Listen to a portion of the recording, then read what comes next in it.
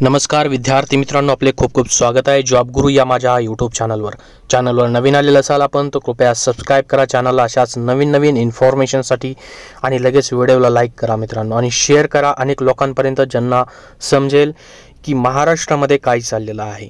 महाराष्ट्रामध्ये महावितरण कंपनीचं नाव आपण ऐकलं असेल, रोज त्याच्याविषयी आपण ऐकलेलं असेल।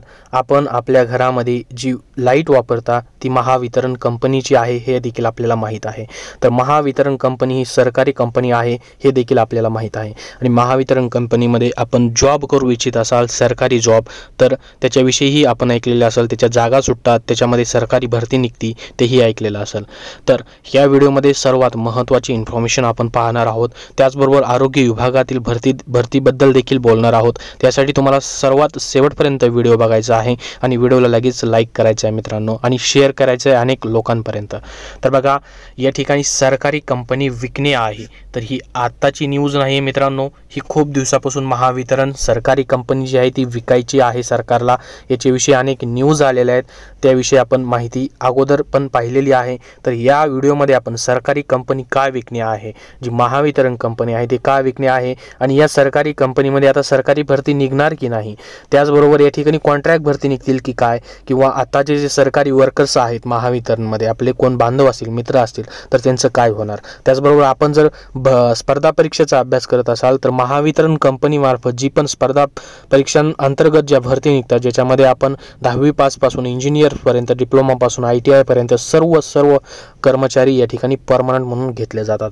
तर महाराष्ट्रामध्ये जे सुरू आहे, जे देशामध्ये सुरू आहे त्याच्यामध्ये खूप साऱ्या कंपन्या सरकार विकत आहे, ज्याच्यामध्ये BSNL असेल, भारत पेट्रोलियम असेल, त्याचबरोबर इतर ज्या ऊर्जा संबंधी ज्या कंपन्या आहेत ते देखील विकायला काढलेले आहेत। तर असं का, तर आर्थिक घडी सुधारण्यासाठी सरकारला आता कंपन्या विकायच्या आहेत स्वतःच्या, GST वरून त्यांच्याकडे आर्थिक पैसा येत नाहीये। तर ही एक महत्त्वाची गोष्ट सरकार करत आहे। महत्त्वाची म्हणण्यापेक्षा या ठिकाणी खाजगीकरण करणं आपल्याला चांगलं वाटत असेल। खाजगीकरणामध्ये आपण जर बघितलं तर या ठिकाणी सरकारी एक जर तुम्ही नोकरीला लागलात तर त्या ठिकाणी तुम्हाला कामावरती उशिरा गेलं तरी चालतं, त्याचबरोबर कामावरती दिरंगाई केली तरी चालतं, मजेमध्ये काम करता येते। एक सरकारी नोकर म्हटल्यानंतर एक खूप महत्त्वाचं त्या ठिकाणी आपल्याला जॉब आहे असं वाटतं। परंतु जर या ठिकाणी सरकारी नोकरी न लागता आपल्याला जर ह्या कंपनीमध्ये भविष्यामध्ये म्हणतोय मी, जर ह्या कंपन्या सर्व खाजगी झाल्या ज्या सरकारी कंपनी आहेत तर आपण सरकारी जॉब कुठे करणार। तर सरकारी जॉब न भेटता आपल्याला एक डिसिप्लिनमध्ये आपल्याला एक काम करावं लागेल। त्याचबरोबर जो पण त्या ठिकाणचा मॅनेजमेंट असेल, जो पण पगार ठरवेल त्या पगारामध्ये आपल्याला काम करावे लागेल। आपल्याला त्या ठिकाणी कुठल्याही पद्धतीचं आंदोलन करता येणार नाही, कामावरती बंद करता येणार नाही, त्याचबरोबर हरताळ करता येणार नाही। अशा पद्धतीचं आपण एक बंदिस्त जॉब आपण भविष्यामध्ये घेऊ शकता असं मला वाटतं। कारण की सरकारी कंपनी जर अशा पद्धतीने सरकारने विकून टाकल्या तर सरकारी जॉबच राहणार नाही, ही गोष्ट लक्षात घ्या।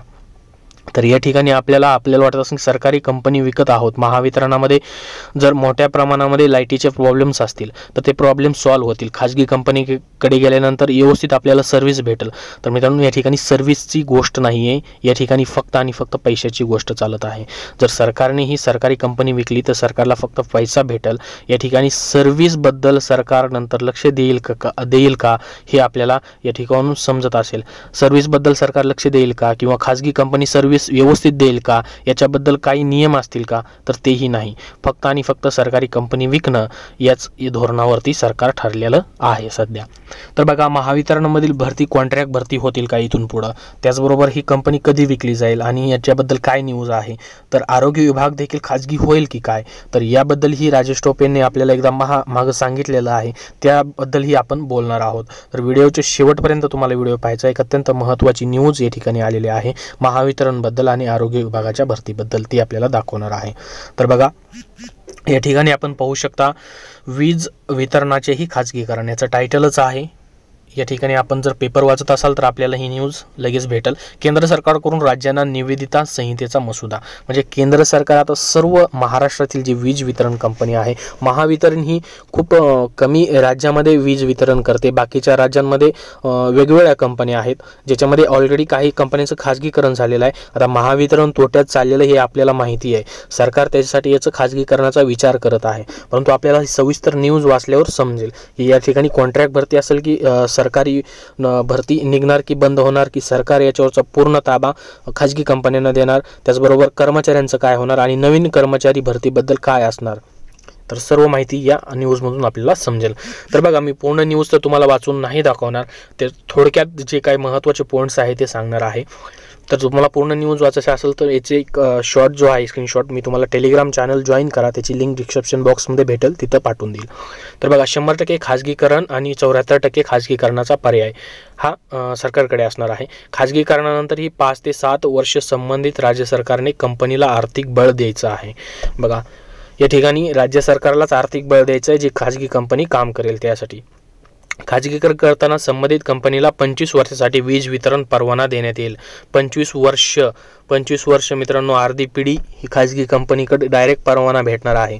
तर याच्यामध्ये सर्व्हिस द्या नका देऊ, काही प्रॉब्लेम झालं तरी सरकार काही नंतर बघणार नाही. सरकारी वीज वितरण कंपनीच्या सर्व मालमत्ता नवीन खाजगी कंपनीच्या ताब्यात जातील. खाजगी कंपनीला जमीन वापरता येईल पण तिची मालमत्ता मिळणार नाही, हे महत्त्वाचं आहे. त्याचबरोबर बघा, कर्मचारी खाजगी कंपनीत गेल्यानंतरही त्यांची निवृत्तीच्या लाभाची जबाबदारी सरकारवर असेल.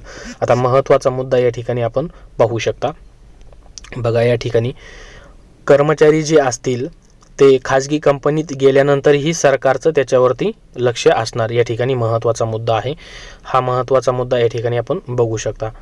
तर या ठिकाणी बघा, कर्मचारी खाजगी कंपनीत गेल्यानंतरही त्यांची निवृत्तीची लाभाची जबाबदारी सरकारवर आणि निविदा प्रक्रिया सुरू झाल्यावर 8 महिन्यात खाजगीकरण प्रक्रिया पूर्ण करावी.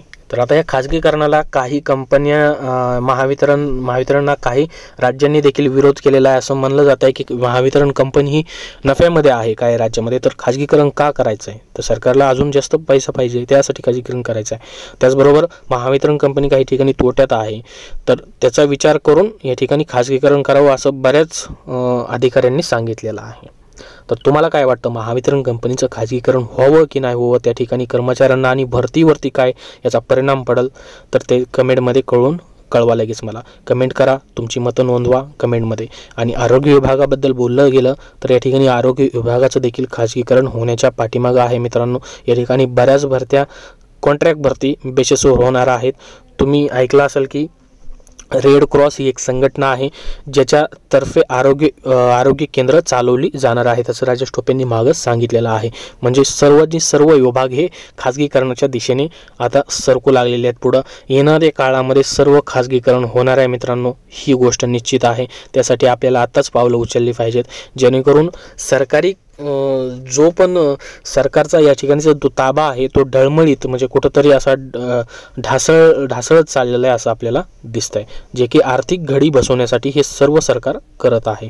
यासाठी आपल्याला काय वाटतं, आपले काय विचार आहेत ते कमेंटमध्ये मला लगेच कळवा मित्रांनो. आणि व्हिडिओला लाईक केल्याशिवाय जाऊ नका. धन्यवाद.